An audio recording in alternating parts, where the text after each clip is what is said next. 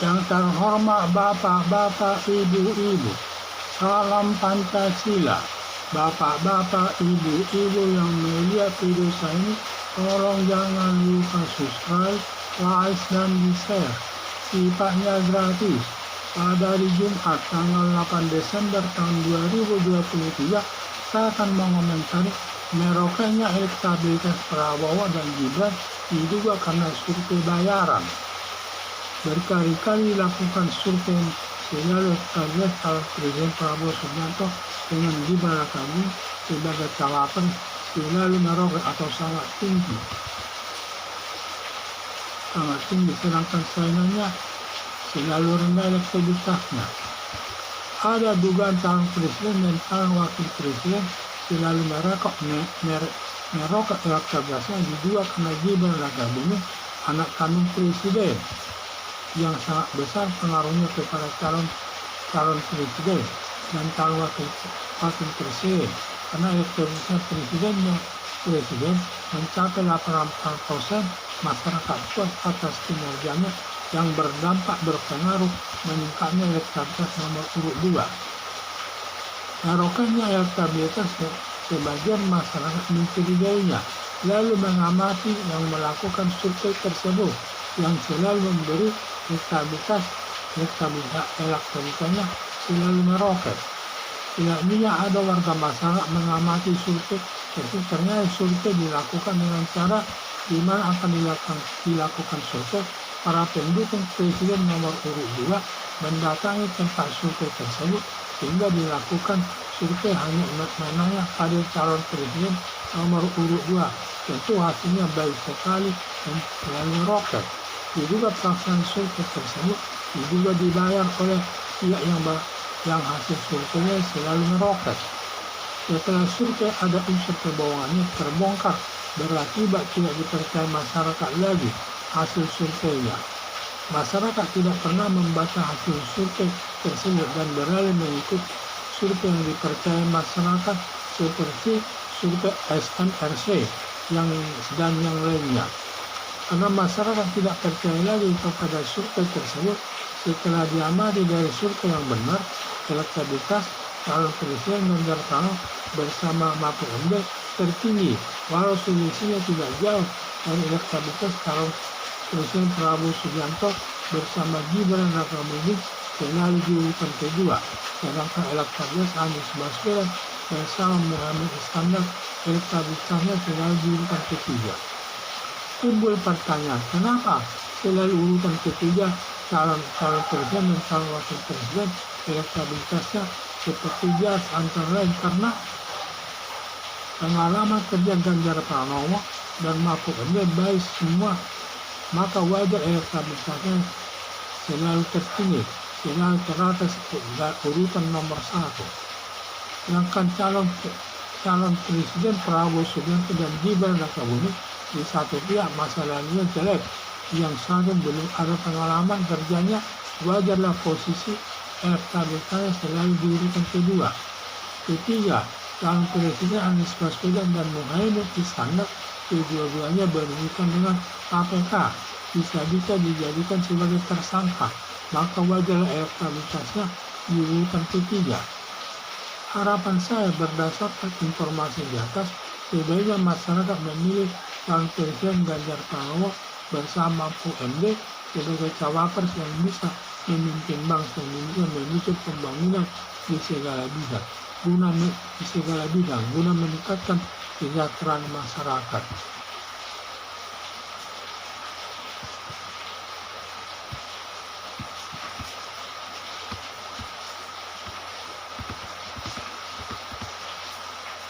Berkali-kali dilakukan survei selalu elektabilitas calon presiden Prabowo Subianto dengan Gibran Rakabuming sebagai cawapres selalu meroket atau sangat tinggi, sedangkan saingannya selalu rendah, elektabilitasnya rendah.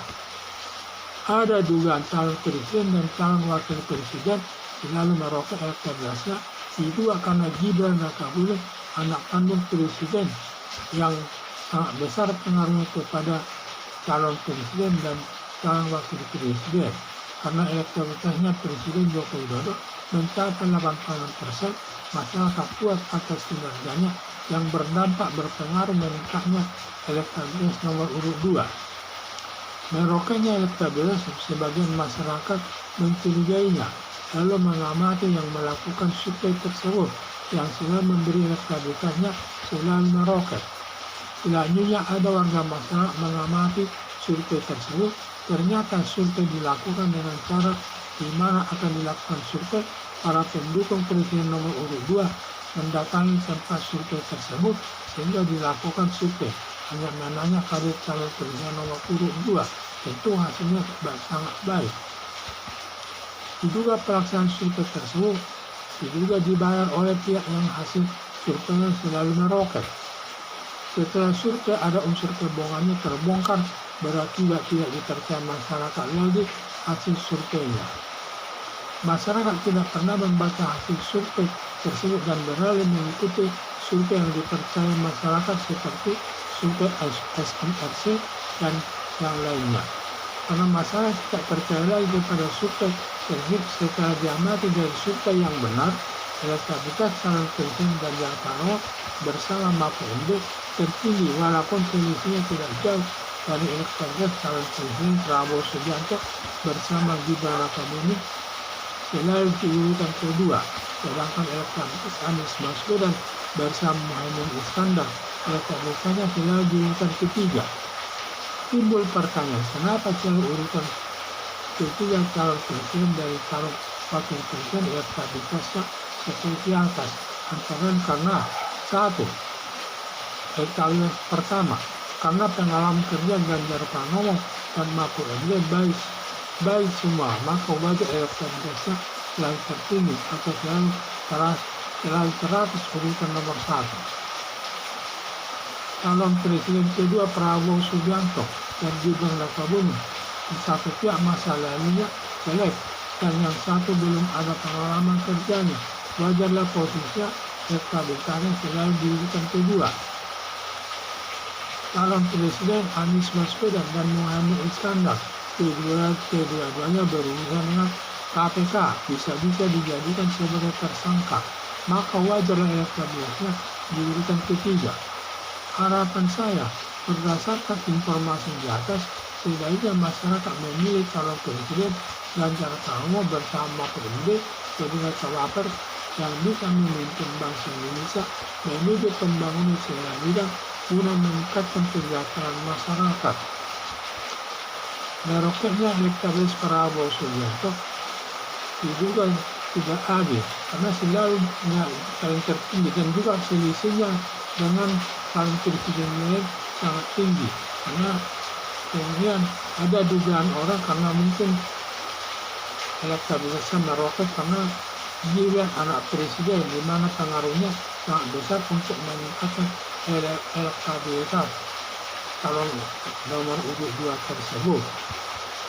Tetapi ada kecurigaan dari anggota masyarakat atas survei tersebut sehingga mengamati survei yang dilakukan tersebut, yaitu ternyata dilakukan bahwa di mana dilakukan survei tersebut, di mana para pendukung Prabowo Subianto datang ke sana. Kemudian para petugas survei tentu meminta para mengamati, menanyakan kepada mereka sesuatu masalah sehingga hasilnya baik, karena mereka itu yang dipilih tersebut, yang ditanya tersebut adalah pendukung Prabowo Subianto sendiri yang datang ke tempat lokasi di mana dilakukan survei tersebut, sehingga hasil survei tersebut lama-kelamaan ketahuan hasilnya bohong dan tidak dipercaya masyarakat lagi survei tersebut. Di mana survei yang suka bohong itu diduga ada permainan uang di sana, sehingga diduga ada permainan uang di sana agar surveinya selalu tinggi, yang membayarnya tentu yang elektabilitasnya selalu meroket tersebut. Timbul pertanyaan, kenapa urutan calon dari 3 calon tersebut selalu urutan pertama Ganjar Pranowo, nomor 2 Prabowo Subianto, dan ketiga Anies Baswedan, karena Ganjar Pranowo dan Mahfud MD pengalaman kerjanya sangat baik dan juga pelajari gubernur, anggota DPR, dan Mahfud MD pernah jadi anggota DPR dan pernah juga menjabat sebagai ketua Mahkamah Konstitusi dan sekarang menjabat Menteri Polhukam. Sedangkan Prabowo Subianto, di mana dia pernah masa lalunya tidak baik, pernah melakukan penculikan dan melakukan korupsi.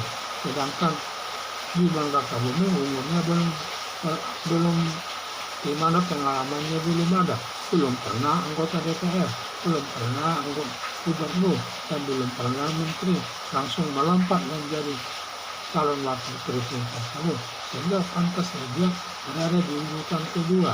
Sedangkan Anies Baswedan, di mana Anies Baswedan dan Muhammad Iskandar tersangka dalam perkara korupsi dengan KPK. Setiap saat bisa dijadikan tersangka, sehingga patutlah dia menjadi urutan ketiga. Itulah yang terjadi. Maka kalau demikian, maka semua warga masyarakat nanti supaya memilih Ganjar Pranowo dan Mahfud MD untuk memimpin bangsa ini agar nanti dapat meningkatkan kesejahteraan masyarakat ke depan. Sekian dan terima kasih.